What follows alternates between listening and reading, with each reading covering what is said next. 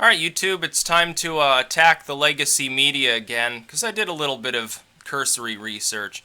You get Nielsen conducting, basically, oh, what's the average age of a person that watches this network and that network? Apparently, for CNN, the average viewer is 59, 61 on a weekend. It's not exactly spring chicken mode. It's not bad, though. I think for Fox it was like 68, so quite a little bit of a gap in between there. This is why the legacy media is dying.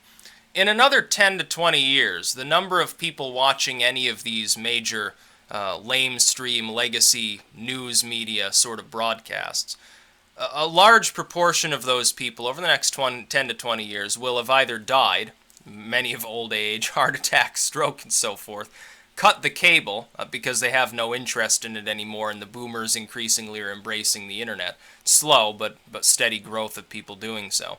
And number three, because people in general are tuning it out and watching something else. As well as the fact that the younger generation has no time for cable, doesn't care about cable, doesn't want to pay the money for cable either, or for a satellite dish or any of this other crap, when you can just get internet. And you don't need to watch TV. You can stream anything you want on a TV from the internet. And it's a lot easier. It's more interconnected. The connection is usually, honestly, better for the most part. I think we can all remember the early digital cable era. If you're around my age, if you're 25 to 30 or thereabouts, you probably remember that brief period for a couple of years that digital cable was all sorts of fucking buggy. And things got randomly garbled, they got all screwed up, and generally overpriced. You had sort of the early wave of modern televisions as well that weren't quite as good as the ones they have now. Internet, meanwhile, has gotten better and better and better. Digital cable and so forth is slowly getting better. But really, the broadcasting, the quality of the broadcasting is so much lower. I'll use myself as an anecdote here, because I can look at my analytics. My average viewer is about 31 years of age. That's significantly younger than CNN's audience, and apparently, of the legacy media news outlets, CNN has the youngest audience. MSNBC, it's like, I think, 62, 63. For Fox, it was like 68, 69. For CNN, it's 59 to 61, depending on whether it's a weekday or a weekend. Mine's 31. And that's actually significantly younger than it was 5 years ago. 5 years ago, it was closer to 40, honestly. Because of a switch up in the content that I'm putting online, new audiences, other unforeseen, I guess, good things. My average age on the audience is actually decreasing over time, and it still appears to be decreasing. The number of people that are in their teens and early 20s that are watching this channel is steadily increasing. It's the largest demographic increase that I've got. So in 10 to 20 years, I expect I'll still be here with more of an audience than ever, probably dwarfing the one I have now. I've doubled the number of people watching this channel just this year anyway. Meanwhile, CNN and Fox and MSNBC are steadily losing their audiences. Now, for people on YouTube who have millions of subscribers, as opposed to like almost 50,000, they're probably drawing in an average audience that's beginning to approach some of these legacy media networks. And a lot of them are involved in political analysis, social analysis, activism, and things of that nature. This is the new media. This is the new press. If you add up those individuals, the top rung individuals, online only, no cable network presence or anything like that. Yeah, they may be syndicated so you can watch their videos on a TV. Like you can watch my videos on your TV. It's allowed. Some channels disable that for some reason. I'm not exactly sure why, because it's quite pleasant. Those individuals collectively, if you were to add up the total number of journos and staffers and talking heads and so forth in some of these media networks, their audience would be vastly lower than for some of these YouTubers and Facebook admins and Twitterers and things like that. Additionally, it's a hell of a lot cheaper. If I can in order to reach 50,000 people, if I was on cable or something like that, I'd be paying thousands and thousands of dollars at least in ads. You'd have to pay the network for a slot and so forth. You'd have to have lots of commercials on there. It's woefully inefficient, all things considered.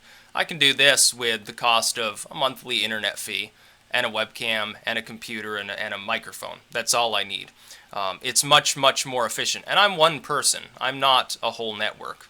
So the fact that there are individual YouTube users like Molnu or somebody like that, or Sargon, that can actually draw in the kind of audience you would typically associate in many cases with a mainstream cable network, the entire channel. It's quite interesting that that can actually take place. People don't need to watch the legacy media. Their audience is dying out. Again, those people are in many cases either dying because they're old, they're cutting the cable because cable's uninteresting, or they're at least tuning out legacy media and they're getting their news online. Newsprint's doing even worse. It's like the Rutland Herald, our local paper. I think they ceased production for a couple of the days out of the week to cut costs. They cut several staff. They raised the price of their newspaper and slimmed it down, and now it's half advertisements. Nobody cares about the Rutland Herald anymore. Right now, the one paper in Vermont, the Burlington Free Press, is the only paper, homegrown sort of, in Vermont that's actually got a regular circulation of any great value. The Rutland Herald's fallen by the wayside too. And I'm not surprised, and I'm not sad about that. I don't care if it goes the way of the dinosaur completely. We shouldn't even have newsprint in this country. It's not necessary. Because my audience, my viewer base here is probably greater at this point than the circulation of the Rutland Herald. So I can do that with a couple $100 of overall equipment and a few $100s a year for the internet connection. And I don't need a factory to produce a bunch of newspapers. I don't need to charge people $1 a day or 50 cents a day or a subscription fee every month. I don't need to worry about purchasing reams and reams of paper to put my message out there. Newsprint's completely dead. It's completely and utterly irrelevant. In fact, if any of you buy any newspapers, I don't care whether it's local, I don't care whether it's underground, I don't care whether it's mainstream, nationally syndicated, or whatever, you should boycott them. You should end your subscription. Absolutely you should. What you're getting is not fair. What you're getting is deforesting things, honestly. From the environmental perspective, I'm not sure why the left would want newsprint at all. You're contributing to a bunch of idiots spreading a bunch of propaganda, because that's honestly what it is. As far as cable goes, don't tune into these channels. CNN, Fox, MSNBC. Do they seem fair to you? They don't seem fair to me.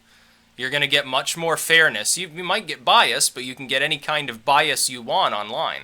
You can go far left, far right, nationalists, libertarians, a dedicated commie here and there, anarchism, syndicalism, minarchists. You can get it all online, and you can get it for free.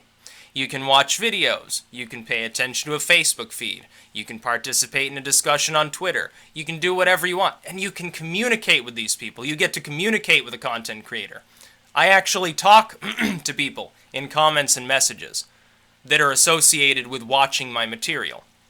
How many people, though, have had an interpersonal conversation, even a few messages long, with Bill O'Reilly, or Rachel Maddow, or any of these others? Comes out today, Shepard Smith comes out of the closet, says, yeah, I'm a homosexual.